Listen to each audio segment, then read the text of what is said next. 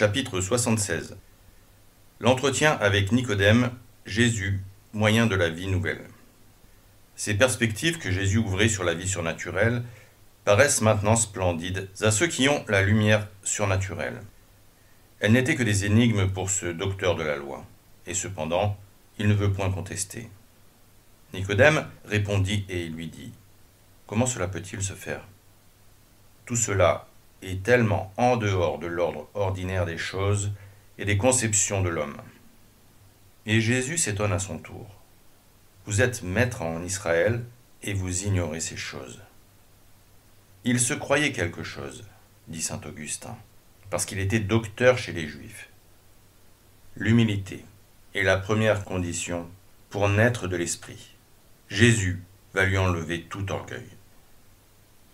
Ces vérités qui l'étonnent, qui lui paraissent étranges et nouvelles, elles avaient été annoncées par les prophètes. Elles étaient préfigurées dans l'Ancien Testament. La formation du premier homme, le passage de la mer Rouge, la guérison de Naham dans le Jourdain. Toutes ces choses annonçaient la purification des âmes et la naissance nouvelle. Ces femmes stériles, ces femmes âgées qui avaient enfanté annonçaient l'enfantement de la Vierge. Et les prophètes n'avaient-ils pas dit : on annoncera au Seigneur une génération nouvelle. On enseignera la justice à ce peuple qui naîtra, que le Seigneur a fait. Et encore, votre jeunesse se renouvellera comme celle de l'aigle. Et Jérémie n'avait-il point annoncé des jours où Dieu écrirait sa loi dans les cœurs ?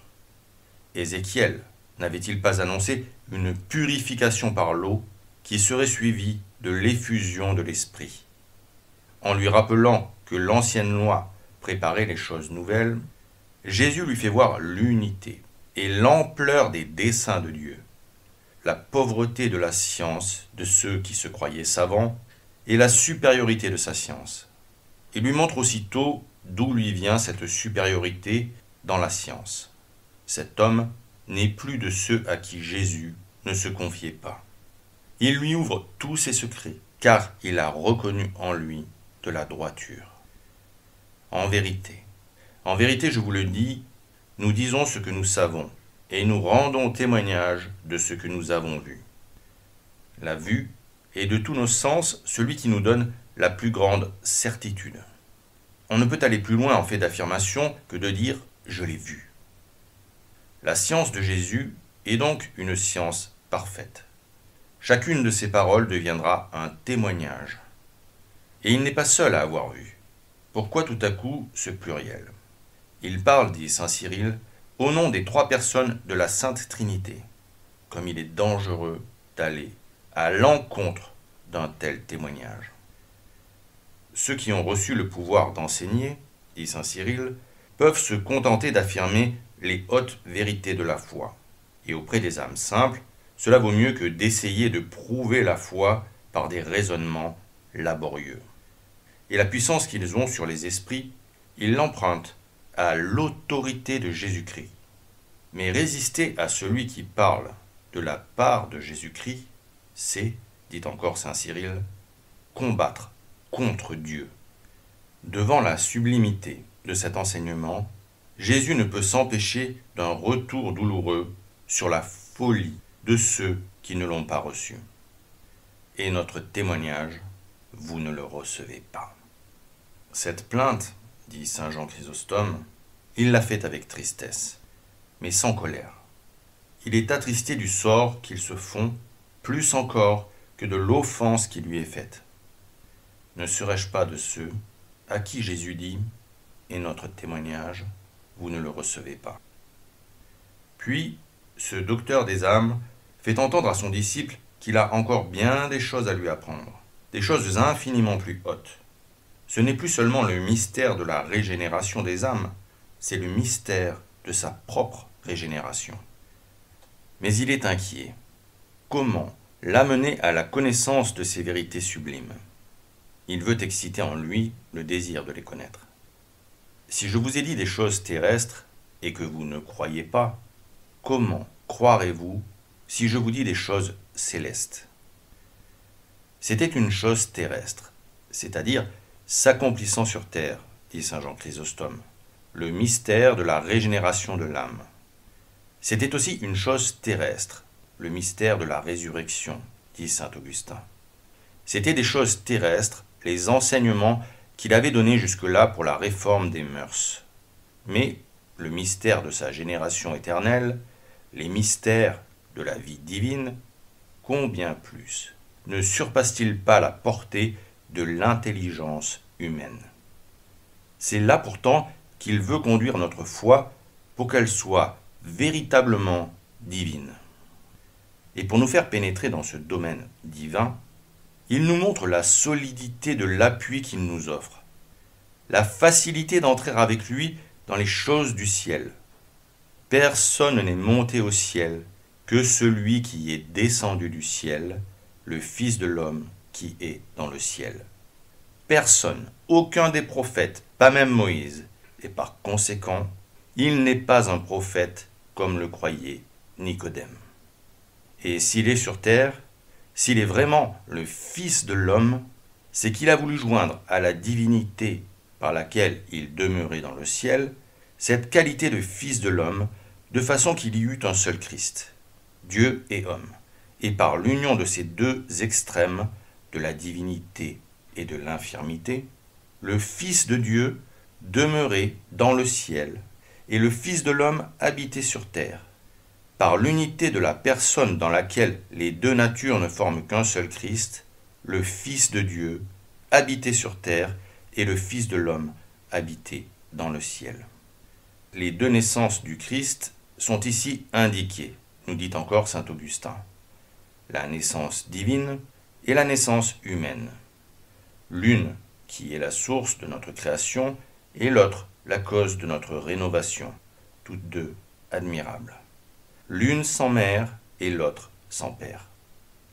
Dieu a voulu être le Fils de l'homme, et il a voulu que les hommes devinssent les enfants de Dieu. Il est descendu à cause de nous. Montons donc à cause de lui. Il a fait en effet des disciples qui, tout en demeurant sur terre, habitent dans le ciel, qui, avec l'apôtre saint Paul, disent « Notre vie est dans le ciel ». Personne n'est monté au ciel que celui qui est descendu du ciel. C'était justice. Il y avait là une loi nécessaire. Mais ceux qu'il avait faits enfants de Dieu, n'y monteront-ils pas, dit saint Augustin? Il l'a dit. Ils seront comme des anges de Dieu. Et cependant, cela ne suffit pas pour pouvoir monter au ciel. Il faut en venir. Et voici comment se résout ce mystère. Il se fera de tous les membres du Christ un seul corps, de sorte qu'en nous conduisant au ciel, ce sera son corps que le Christ y portera, le Christ qui en était descendu pour nous. Ainsi notre foi, pour la rendre plus parfaite, les mystères que nous devons croire, il les appuie sur des mystères plus sublimes encore. Si la nature divine, qui est infiniment élevée au-dessus de nous, a pu, pour nous, s'unir à la nature humaine, de façon à former une seule personne, combien il est plus facile de croire que d'autres hommes, ces saints et ces fidèles, formeront avec l'homme Christ un seul Christ, de sorte que tous étant élevés par cette grâce et cette union, le Christ qui est descendu du ciel remonte unique dans le ciel. Voilà le premier des secrets célestes qu'il révèle à ce croyant à qui il se confie. Nul ne remontera au ciel que celui qui est descendu du ciel, mais tout ce qui lui appartiendra remontera avec lui. Le grand secret pour aller au ciel, c'est d'appartenir au Christ. Et il révèle un autre de ces secrets célestes, le moyen par lequel le Christ élèvera au ciel les hommes qui viendront à lui. Et comme Moïse éleva le serpent dans le désert, il faut que le Fils de l'homme soit élevé de même. Ce docteur de la loi n'avait-il jamais réfléchi à la singularité de ce moyen que Dieu avait pris pour guérir ceux qui avaient été blessés par la morsure des serpents du désert? Dieu, qui interdisait à son peuple l'usage des figures sculptées, faisait de la vue d'une figure sculptée un moyen de guérison. Ne devait-on pas deviner là un symbolisme? Et Jésus explique le symbolisme. Il fallait que le Messie fût exalté pour exalter son peuple. Les Juifs attendaient cette élévation à laquelle ils devaient participer. Jésus annonce son élévation, mais comme elle contraste avec les idées reçues. Son élévation se fera comme celle du serpent d'airain.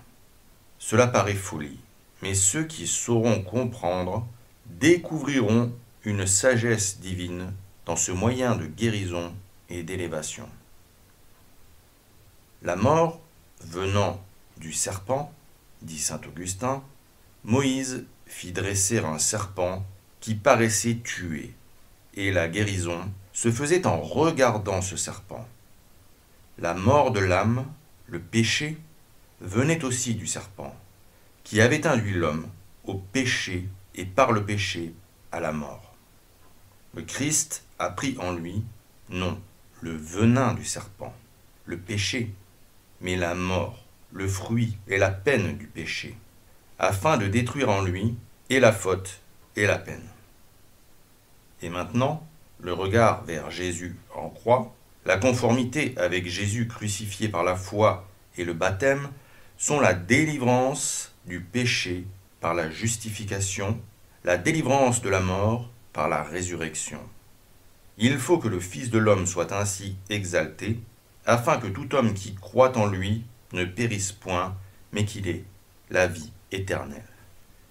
Il annonce à son disciple ce grand mystère, en lui montrant son crucifiement, non en lui-même, mais dans la figure qui en avait été donnée à l'avance, afin d'établir la liaison des choses nouvelles avec les anciennes, afin de lui faire comprendre qu'il est allé à la mort de son plein gré, et que la mort n'a pu lui nuire, mais au contraire, qu'il a fait servir au salut de beaucoup.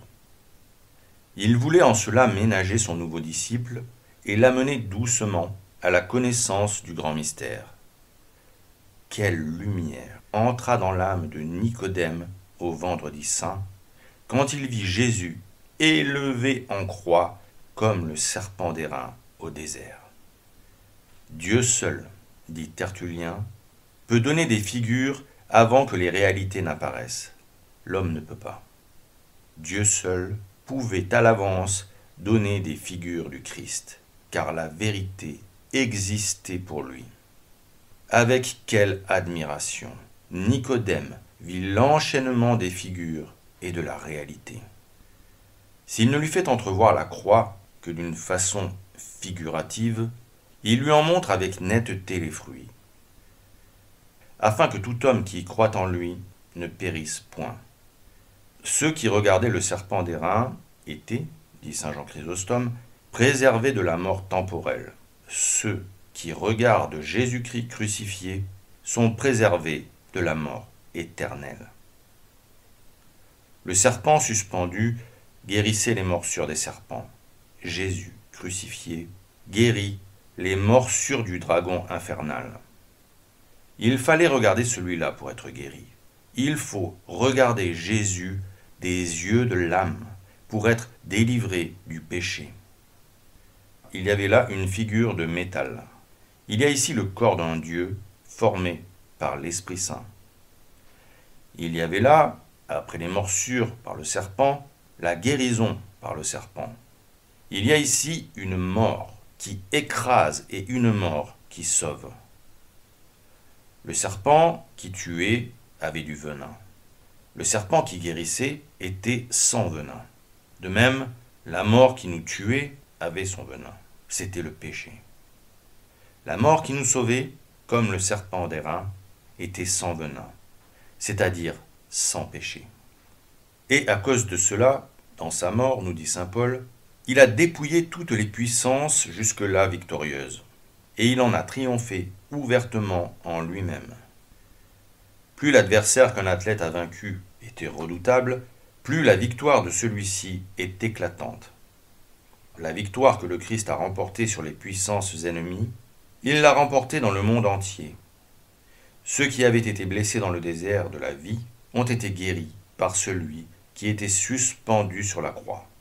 Et c'est pour cela qu'il se représente non pas seulement comme suspendu, mais exalté. Ce qu'il semblait dire par égard pour son auditeur rend plus complet les rapports avec la figure. Et pour ne pas laisser son auditeur sous une impression de tristesse, car bien que voilées, la souffrance et la mort apparaissent dans ce mystère, il les montre aboutissant à la vie et à la vie éternelle. Cette mort est une source de vie. Cette souffrance est source de joie. Et enfin, comme on doit se demander le pourquoi de ces mystères étonnants, de cette rédemption, de cette naissance nouvelle et de cet appel à la vie éternelle, il en montre l'origine, révélant en même temps le plus sublime de ces mystères célestes dans lesquels il a introduit son auditeur. Dieu a tant aimé le monde qu'il lui a donné son Fils unique. L'œuvre de l'incarnation et de la rédemption est une œuvre d'amour. Dieu est amour. Et son amour, il nous l'a manifesté dans une mesure infinie. Dieu a tant aimé le monde qu'il lui a donné son Fils unique. L'amour se mesure par ses dons, dit saint Hilaire. L'amour de Dieu a été jusqu'au don de son Fils, de son propre Fils, de son Fils unique. Il a donné non un serviteur ni un ange, il a donné son Fils. Aussi, Jésus ne dit plus ici le Fils de l'homme, mais le Fils unique de Dieu. Il l'a donné non à quelques hommes ou à un peuple choisi, il l'a donné à tous, il l'a donné au monde, et il l'a donné de façon à leur appartenir complètement. Nous nous étions éloignés de Dieu, dit saint Jean Chrysostome, et Dieu ne s'est pas vengé. Mais il est venu vers ceux qui le fuyaient. Nous nous sommes dégagés de son étreinte et donnés aux démons, et il n'a pas cessé ses poursuites. Mais pour nous ramener, il a envoyé toutes sortes d'ambassadeurs, les prophètes, les anges, les patriarches, et nous avons repoussé ces ambassadeurs. Nous les avons même insultés. Malgré tout cela, il n'a pas renoncé à nous.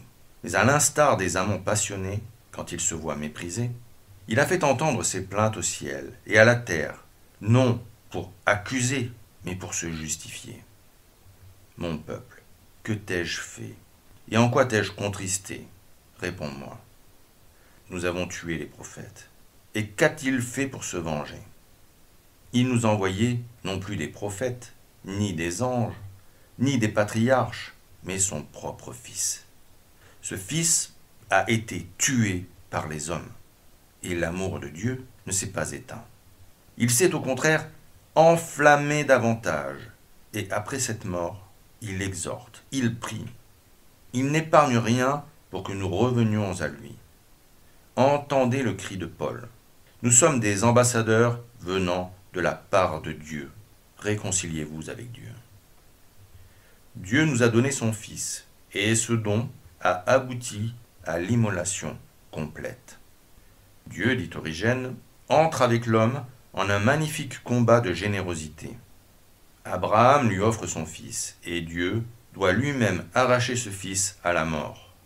Mais Dieu, donnant son fils aux hommes, ce fils qui était immortel par nature, le livre pour eux à la mort. Que dirons-nous à ces choses? Et non seulement il l'a livré, dit saint Jean Chrysostome, mais selon l'expression énergique de saint Paul, il l'a fait pour nous pécher. Lui qui ne connaissait pas le péché. Il l'a laissé condamner comme s'il était non seulement pécheur, mais encore le péché lui-même, laissant la honte s'ajouter à la souffrance. Et ceux qu'il a ainsi aimés, c'étaient des hommes, qu'il avait formés d'un peu de poussière, qui étaient chargés de péché, qui commettaient le péché chaque jour, qui étaient ingrats. Le Père nous a donné son Fils, et le Fils s'est donné lui-même. Je vis maintenant dans la foi du Fils de Dieu qui m'a aimé, et qui s'est livré pour moi, disait saint Paul. Comment l'apôtre dit-il « pour moi » ? Ne s'est-il pas livré pour tous ? Oui. Mais ce qu'il a fait pour tous, Il l'a fait pour moi en particulier. Il me l'a rendu propre. Je lui dois la même reconnaissance que s'il m'avait aimé seul. Il s'est donné lui-même en accord parfait avec son Père, acceptant volontairement toute sa passion, afin que quiconque croit en lui ne périsse point, mais qu'il ait la vie éternelle. À propos de l'amour de son Père et du don de cet amour, Jésus-Christ répète une phrase qu'il a déjà dite à propos de son crucifixion. On dirait le doux refrain d'un cantique, comme il aime à chanter l'amour de son Père, célébrant l'universalité du salut, quiconque, la facilité du moyen, quiconque croit, la grandeur du mal dont il délivre, ne périsse point, l'excellence et la durée du bien procuré, la vie éternelle. Car Dieu n'a point envoyé son Fils dans le monde pour juger le monde, mais pour sauver le monde. Les Juifs croyaient que le Messie viendrait pour condamner les gentils. Jésus écarte cette idée. Son œuvre propre est non de juger, mais de sauver. Et de sauver non seulement les Juifs, mais tous les hommes. C'est pour cela, dit saint Augustin, que son nom est celui de Sauveur. Toutefois, il ne faut pas que devant cette révélation de l'amour du Sauveur, la présomption et l'audace au péché naissent dans le cœur de l'homme. Il y a deux avènements du Christ, l'un où il viendra pour juger, et où il jugera chacun selon ses œuvres. Et plus les miséricordes auront été grandes, plus sévère sera la justice. Et il y a un autre avènement, le premier, où il vient non pour examiner nos fautes, mais pour les pardonner. Mais pour que le monde soit sauvé, il faut qu'il s'y prête. Ut salvetur mundus per ipsunt. Et s'il se dérobe à cette œuvre de salut, il est déjà jugé. Il s'est condamné lui-même. Celui qui croit en lui n'est pas jugé, mais celui qui ne croit pas est déjà jugé, parce qu'il ne croit pas au nom du Fils unique de Dieu, le seul qui puisse le sauver. Vous ne voulez pas être sauvé, vous serez jugé par vous-même. Que dis-je, vous serez jugé? Le Sauveur a dit, il est jugé. Le jugement n'a pas été manifesté, mais il est déjà fait. Le Seigneur connaît ceux qui sont à lui. Il connaît ceux qui sont réservés pour la couronne et ceux qui sont réservés pour le feu. Il connaît dans son air de froment et la paille et le bon grain est livré. Celui qui ne croit pas est déjà jugé, parce qu'il ne croit pas au nom du Fils unique de Dieu. En croyant, il s'est livré au Sauveur, il ne sera pas jugé. Mais en refusant de croire, il s'est séparé du Sauveur, il s'est condamné. Être en dehors de la lumière, dit Théophylacte, c'est déjà la plus grande des peines. Il se l'est infligé par son incrédulité. Bien qu'il n'ait pas encore été livré à l'enfer, il est déjà condamné par la nature même de sa faute. Et voici le jugement qui se fait sans cesse dans le monde. C'est que la lumière est venue dans le monde et les hommes ont mieux aimé les ténèbres que la lumière. Évidemment, en agissant ainsi, ils se jugeaient et se condamnaient eux-mêmes. Car celui qui fait le mal est la lumière, et il ne vient pas à la lumière, afin que ses œuvres ne soient pas condamnées. Ce qui est bon appelle la lumière, et le mal appelle les ténèbres, car la lumière met tout en relief. À la venue du soleil, les oiseaux, qui aiment à parcourir les airs de leur vol rapide, sortent de leur nid et saluent de leur chant joyeux la lumière du jour. Et les reptiles, qui aiment à mordre sans être vus, rentrent dans leurs cavernes. Car la lumière accuse les œuvres mauvaises et en montre toute la laideur. Comment peut-on haïr la lumière? La lumière qui est la perfection et la joie de l'intelligence. On aime la vérité qui ne fait que briller, dit saint Augustin, mais on hait la vérité quand elle accuse. Ceux qui font le mal sont accusés par la vérité, et à cause de cela, ils la haïssent. Cette haine de la lumière est une preuve que l'on aime le mal. Et si des hommes ont fui Jésus-Christ, ou l'ont haï, c'était une preuve qu'ils aimaient le mal, car il était venu pour apporter la délivrance et le pardon. S'il était apparu sur un tribunal pour juger, on aurait pu s'éloigner de lui, car celui qui a conscience d'un délit fuit le juge. Mais des coupables viennent volontiers à celui qui apporte l'amnistie. Et en effet, bien des pécheurs sont venus à Jésus-Christ. Et ceux qui voudront demeurer dans leurs péchés se heurteront à cette lumière qui les condamne. Mais celui qui fait la vérité, au lieu de fuir la lumière, vient volontiers à la lumière, afin que ses œuvres soient manifestées parce qu'elles sont faites en Dieu. Toutes ses œuvres sont des œuvres de lumière. Il ne craint pas d'être repris, d'être condamné par la lumière. Pour avoir des œuvres toujours plus parfaites, il désire une lumière toujours plus grande. Le désir de la perfection et l'amour de la vérité conduisent infailliblement à Jésus. Mais comment, demande saint Augustin, ont-ils fait la vérité si tous avant lui étaient dans le péché? Oui, tous étaient dans le péché, répond le saint docteur. Mais s'il en est qui ont aimé leur péché, il en est d'autres qui ont accusé leur péché. Et celui qui confesse ses péchés, qui accuse ses péchés, celui-là agit avec Dieu, car Dieu accuse vos péchés. Et si vous les accusez aussi, vous vous unissez à Dieu. Il y a deux choses dans le pécheur, l'homme et le pécheur. L'homme a été fait par Dieu, mais le pécheur, c'est vous qui l'avez fait. Il faut que vous haïssiez en vous votre œuvre, afin d'aimer en vous l'œuvre de Dieu. Vous faites alors la vérité, et vous venez à la lumière. Vous venez à la lumière afin que vos œuvres soient manifestées. Votre péché ne vous déplairait pas si Dieu ne brillait en vous.